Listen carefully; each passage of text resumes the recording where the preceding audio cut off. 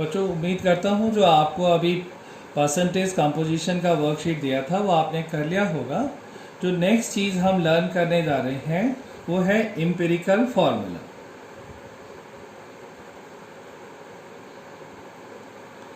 Empirical formula वो chemical formulas होते हैं जिसमें हम एलिमेंट्स का आपस में क्या रेशो है उसको हम जो है जान सकते हैं। एक एग्जांपल के लिए बच्चों मैं आपको दिखा रहा हूँ, जैसे ये ग्लूकोज है C6H12O6।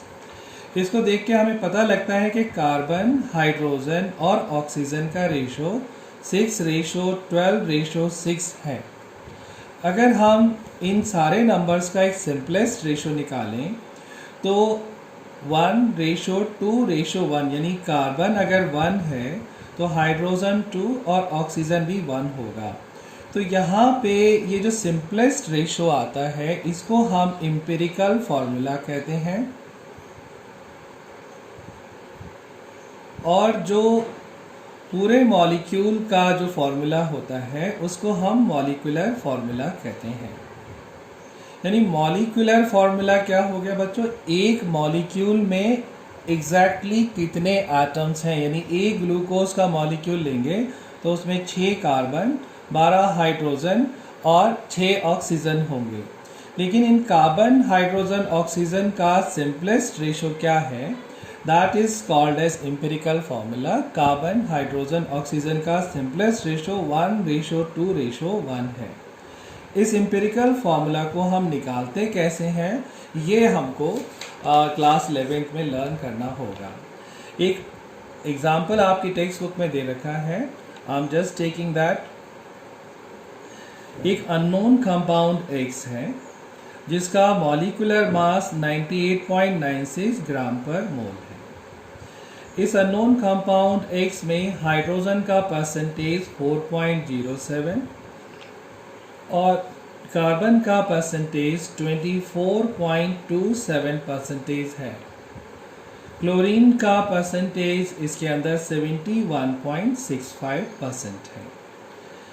ये सारी इंफॉर्मेशन हमको दे रखी है और हमसे पूछा जा रहा है कि इस कंपाउंड का एम्पिरिकल एंड मॉलिक्यूलर फॉर्मूला निकालिए। तो बच्चों इसके कई स्टेप हैं। स्टेप 1 में हम लोग क्या करेंगे, कार्बन, हाइड्रोजन उसी सीक्वेंस में लिखते हैं जिसमें बुक में दे रखा है, हाइड्रोजन, कार्बन और क्लोरीन का परसेंटेज जो हमको दे रखा है वो हम लिख लेते हैं। हाइड्रोजन का परसेंटेज 4.07, कार्बन का 24.27 और क्लोरीन का 71.65%।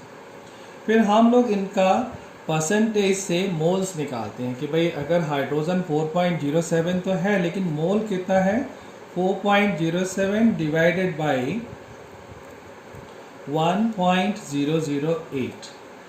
कार्बन 24.27 है डिवाइडेड बाई 12.01। क्लोरीन 71.65 है डिवाइडेड बाई 35.453। ये जो देखिए हाइड्रोजन हमने 1 की जगह 1.008 लिखा है, जैसा दे रखा होता है एग्जाम में वैसा ही लिखते हैं, क्योंकि हाइड्रोजन का 1 हम अप्रॉक्सीमेटेड वैल्यू मानते हैं लेकिन एग्जैक्टली हाइड्रोजन का मोलर मास 1.008 होता है। ऐसे ही कार्बन का 12.01 और क्लोरीन का 35.453 होता है। ये नंबर हमने सॉल्व किए तो हाइड्रोजन 4.04, कार्बन 2.021 और क्लोरीन का 2.021 आता है। इसके बाद में बच्चों हम लोग इनका सिंपलेस्ट रेशो निकालेंगे। सिंपलेस्ट रेशो में क्या होगा, जो भी इसमें सबसे छोटा नंबर है उससे सबको डिवाइड कर दो। 4.04 divided by 2.021, 2.021 divided by 2.021, 2.021 divided by 2.021.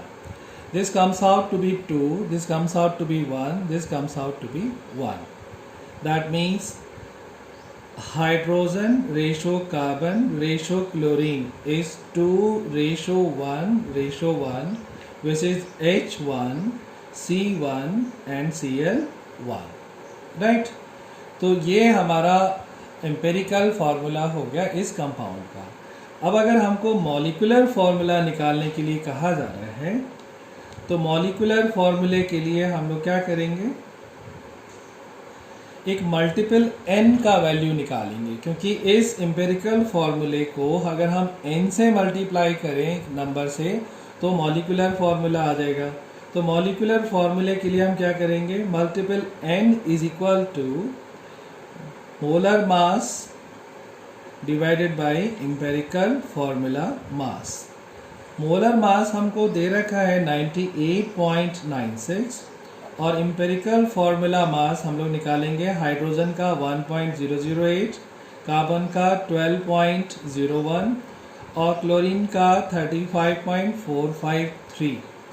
इन तीनों नंबर को ऐड करके और 98.96 को जब हम डिवाइड करेंगे बच्चों, तो जो हमारे पास मल्टीपल आ जाएगा यहाँ पे, that comes out to be 2, यानी n वैल्यू 2 आएगा। यहाँ पे हम क्या करेंगे कि H1C1 Cl1 को इस मल्टीपल 2 से मल्टीप्लाई करेंगे, तो जो हमारे पास मॉलिक्यूलर फार्मूला आएगा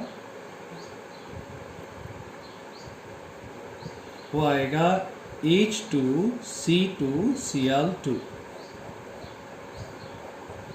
H2C2Cl2 ये जो हमारे पास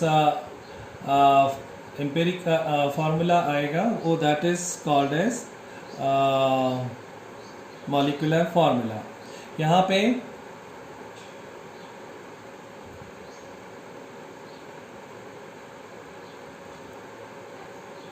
अच्छा बच्चों, थोड़ा सा यहाँ पे एक बार देखना पड़ेगा कि जो हमने ये रेशो निकाले थे वो आए थे 2:1:1, यानी हाइड्रोजन 2 था, कार्बन 1 था, क्लोरीन 1 था। तो इसलिए जो हम यहाँ पे हाइड्रोजन का वैल्यू 2 लेंगे, कार्बन का 1, क्लोरीन का 1, और जब 2 से मल्टीप्लाई करेंगे तो ये हाइड्रोजन का वैल्यू यहाँ पे 4 हो जाएगा, H4C2Cl2, यानी C2H4Cl2, राइट। ये हमारे पास जो है वो कंपाउंड का मॉलिक्यूलर फार्मूला हो जाएगा। एक बार फिर समझ लेते हैं बच्चों, हमारे पास मॉलिक्यूलर मास दे रखा है, percentage of hydrogen carbon chlorine दे रखा है, पूछा गया है कि एम्पेरिकल फार्मूला निकालिए, मॉलिक्यूलर फार्मूला निकालिए। हाइड्रोजन का परसेंटेज कार्बन क्लोरीन हमने यहाँ पे लिखा। उसके बाद अगले स्टेप में हमने इनके रिस्पेक्टिव मोल्स निकाले, यानी हाइड्रोजन के मोलर मास से डिवाइड किया, कार्बन के मोलर मास से डिवाइड किया और क्लोरीन के मोलर मास से डिवाइड किया। यहाँ जो भी हमारे पास मोल्स आए उसको हमने सबसे छोटे नंबर से सबको डिवाइड किया, जिससे हमारे पास सिंपलेस्ट रेशो आ जाए। इस सिंपलेस्ट रेशो 2:1:1 यानी H2C1Cl1 का हमें एक मल्टीपल n निकालना है, जिससे इस एम्पेरिकल फार्मूले को हम मॉलिक्यूलर फार्मूले में कन्वर्ट कर सकें। तो मॉलिक्यूलर फार्मूले के लिए जो मल्टीपल n हमको चाहिए वो हमने निकाला molar mass divided by empirical formula mass. Molar mass हमको क्वेश्चन में दे रखा था और यहाँ पे हमने एम्पेरिकल फार्मूला मास जो है वो हाइड्रोजन का 1.008 × 2 और कार्बन का 12.01 और क्लोरीन का 35.453 निकाला। इन दोनों नंबर्स को हमने डिवाइड किया बच्चों, तो ये n=2 वैल्यू आया। और यहाँ पे मॉलिक्यूलर फार्मूला जो है जब हम 2 से मल्टीप्लाई करेंगे तो ये हो जाएगा H2H4 बन जाएगा, C1C2 हो जाएगा, क्लोरीन 1 क्लोरीन 2 हो जाएगा, राइट। आई होप कि आप लोगों को एम्पेरिकल फार्मूला मॉलिक्यूलर फार्मूला समझ आया होगा। एक वर्कशीट दे रहा हूँ बच्चों, उसको ट्राई करिए और उसका आंसर्स भी मैं आपको जल्दी ही दूंगा, right. Thank you very much. Please try the worksheet given to you.